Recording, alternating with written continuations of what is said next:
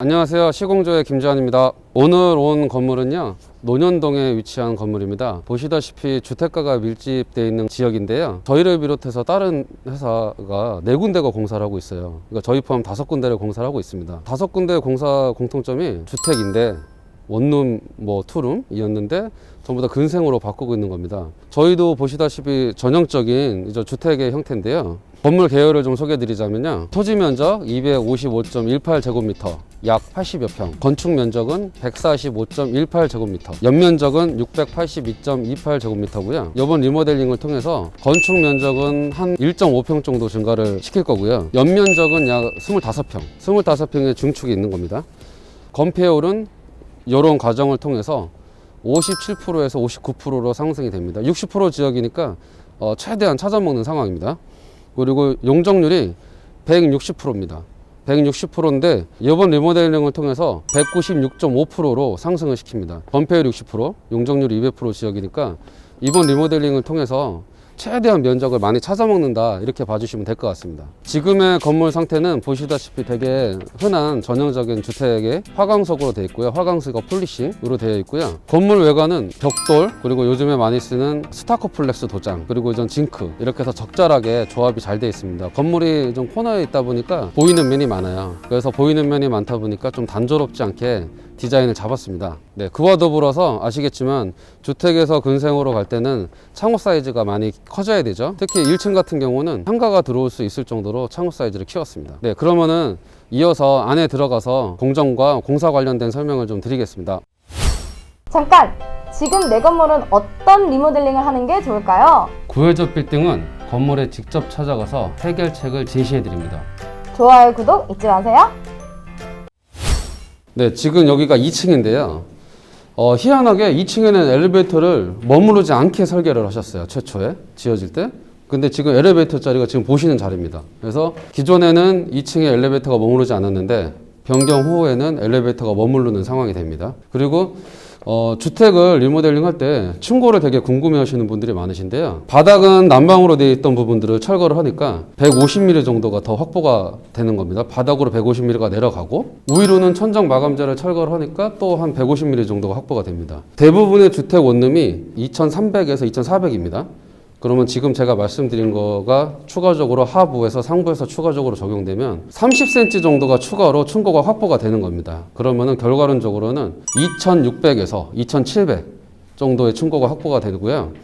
여기에서 기본 층고는 2700이고 H빔 보강이 이루어지죠. H빔의 두께는 보통 250에서 300. 그래서 최종 층고가 2400 정도로 정리가 되는 겁니다. 네, 그러니까 대부분 근생으로 변경 후에는 그 높은 층고를 유지하기 위해서 노출 천정의 디자인을 많이들 고수하시는 편이세요. 그리고 이 건물은 수평 중축이 한 2평 정도 있는데요, 그 수평 중축은 화장실을 만들면서 증축을 하는 겁니다. 그러니까 증축을 하면서 그 중축에 화장실을 넣는 거죠. 그래서 기존의 면적 손해가 없이 증축을 통해서 화장실을 추가 확보하면서 건물 가치를 올리는 케이스입니다. 지금 보시는 이제 개구부, 타공되어 있는 개구부들이 3개인데요. 투룸이 3개 있었던 건물인 거예요, 한 층에. 이 안에 공간들이 내력벽이 철거가 되면서 하나의 공간으로 터지는 거죠. 그러니까 공간이 굉장히 좀 넓게, 코너 자리에 계단실이 있고, 코너의 계단실을 통해 가지고 각 실로 이제는 분산하는 구조인데, 임대 구성 면적에 따라서 통으로 나갈 수도 있고, 역시나 문을 좀 쪼개서 세입자를 구분할 수도 있습니다. 한 층에 전용 공간이 한 50여 평 정도 보시면 될 것 같습니다. 지금 3층으로 올라오셨는데요. 지금 이런 상황을 흔하게 보시지 못할 거예요. 지금 내력벽이고 철근이 배근돼 있어요. 전형적인 내력벽의 상태고요. 간혹 가다가 이렇게 두들겨 보시거나 벽지를 뜯어서 우리는 조적이다, 벽돌로 쌓여졌다, 그래서 내력벽이 아니다. 근데 그거 큰 착각이세요. 오래된 건물은 조적벽도 내력벽이 있습니다. 실제로 눈으로 보는 거 스스로 판단하시면 큰일 납니다. 지금 보시는 거는 전형적인 내력벽의 상태를 보시는 상황이세요. 이 내력벽들이 이 건물에서는 철거가 되는데요, 지금은 어느 정도의 단계냐면 기본적인 벽체를 저는 철거하다 말았어요. 이런 걸 왜 마저 철거하지 못하냐, 지금 철거하면은 슬라브가 무너집니다. 그래서 이 정도 기본적으로 지금이 말하는 기본이 뭐냐, H빔이 쉽게 얘기해서 들어올 수 있는 상황을 만드는 거예요. 그래서 H빔이 들어와서 보강이 다 이루어진 다음에 추가 철거가 이루어집니다. 그러니까 철거가 1차가 있고 2차가 있습니다. 크게 치면 3차까지입니다. 1차는 마감재를 철거합니다. 2차는 무너지지 않는 선에서 내력벽을 남겨둔 상태로 철거를 합니다. 그리고 구조 보강을 해서 구조 보강이 완료가 되면 깨끗하게 나머지 3차 철거가 이루어지는 겁니다. 완전한 철거 후에는 HB만 남는 상황이 되는 겁니다. 네. 여기는 지금 건물의 최상층이고요. 엘리베이터는 이 위치에 들어옵니다. 이 위치에 자리를 잡게 될 건데 기존에는 엘리베이터를 왜 못했냐? 도로 사선에 영향을 주는 위치였던 거예요.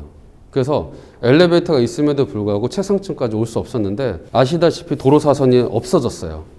그래서 이 부위에 중축을 통해서 엘리베이터가 여기까지 끌어올릴 수 있는 상황이 된 겁니다. 법이 개정이 되면서 리모델링도 그에 맞게 대응이 돼야 된다고 생각을 합니다. 지금 굉장히 적합한 예를 보고 계신 거고요. 이 뒤는 테라스로 여전히 사용을 할 겁니다. 보시면 되게 이게 또 교과서 같은 현장이네요. 도로 쪽은 도로 사선이 없어졌으니 증축을 하는 거고 이쪽 뒤쪽은 여전히 주택가랑 접한 부분에 일조 사선이 남아있으니 저희가 역시나 테라스로 활용할 수밖에 없습니다.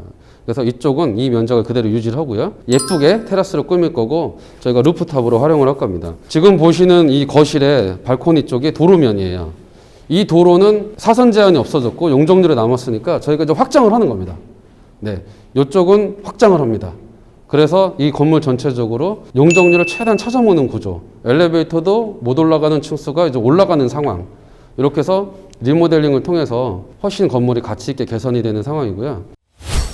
해당 현장은 착공 준비 기간이 좀 길었습니다. 착공 기간이 길었던 이유가 내력벽체가 많아서 내력벽체를 해체를 하는 어떤 뭐 심의 내지는 허가 이런 기간들이 되게 길었고요. 앞으로 한 2달 후에는 전체적으로 공사가 완료될 수 있을 거라고 보고 있고요. 리모델링에 적합한 투자비는 신축 대비 50%다. 가성비를 생각해서 50%를 책정을 해서 설계를 합시다 라고 권장을 드리고 있는데 이렇게 전형적인 주택은 내력벽체가 워낙 많기 때문에 50%를 상회합니다. 상회하는데 여기만큼은 50% 선에서 공사비가 책정이 완료가 됐습니다. 가능했던 이유는 지하 토목을 그대로 살릴 수 있는 이점이 있었습니다. 물론 신축으로 가면은 곱하기 2 정도로 봐주시면 되는데 리모델링을 통해서 전체 근생으로 용도가 변경되는 상황입니다.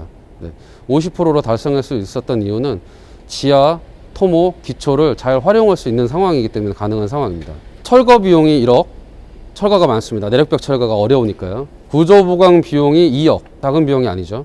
그럼에도 불구하고 해당 지역이 근생으로 더 적합하다라고 하면 투자를 검토해 보실 수 있는 겁니다. 4억 원이 기타, 여전히 창호 교체, 화장실 신설되는 어떤 그런 비용들로 책정이 된 걸로 보시면 됩니다. 해당 현장 같은 경우는 최초에 건축주분께서 타 시공업체에서 견적을 한 12억 정도를 받아 오셨었어요.